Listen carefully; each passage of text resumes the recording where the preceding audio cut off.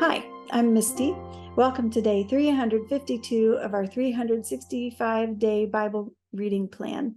Today's reading is titled Tough Times, Happy People. We'll be reading James chapter 1, verses 2 through 27 in the New Living Translation. Dear brothers and sisters, when troubles of any kind come your way, consider it an opportunity for great joy. For you know that when your faith is tested, your endurance has a chance to grow. So let it grow. For when your endurance is fully developed, you will be perfect and complete, needing nothing. If you need wisdom, ask our generous God, and he will give it to you. He will not rebuke you for asking. But when you ask him, be sure that your faith is in God alone. Do not waver, for a person with divided loyalty is as unsettled as a wave of the sea that is blown and tossed by the wind. Such people should not expect to receive anything from the Lord. Their loyalty is divided between God and the world, and they are unstable in everything that they do. Believers who are poor have something to boast about, for God has honored them, and those who are rich should boast that God has humbled them. They will fade away like a little flower in the field. The hot sun rises and the grass withers. The little flower droops and falls, and its beauty fades away. In the same way, the rich will fade away with all of their achievements. God blesses those who patiently endure testing and temptation. Afterward, they will receive the crown of life that God has promised to those who love him. And remember, when you are being tempted, do not say, God is tempting me.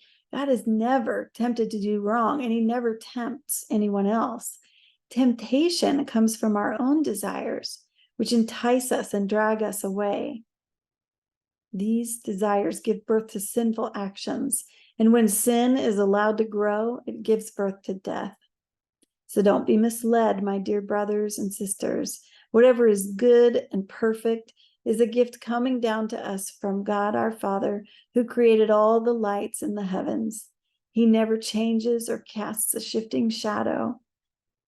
He chose to give birth to us by giving us his true word, and we, out of all creation, became his prized possession.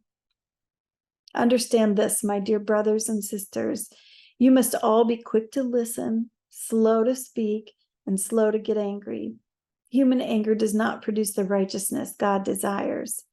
So get rid of all the filth and evil in your lives and humbly accept the word God has planted in your hearts, for it has the power to save your souls. But don't just listen to God's word. You must do what it says. Otherwise, you are only fooling yourselves. For if you listen to the word and don't obey, it is like glancing at your face in a mirror. You see yourself, walk away, and forget what you look like. But if you carefully look into the perfect law that sets you free, and if you do what it says and don't forget what you heard, then God will bless you for doing it. If you claim to be righteous but don't control your tongue, you are fooling yourself, and your religion is worthless. Pure and genuine religion in the sight of God the Father means caring for orphans and widows in their distress and refusing to let the world corrupt you. Thanks for joining us for today's reading, and remember, everyone has an invitation to sit at Jesus' table. We hope you'll find your story and purpose in God's story.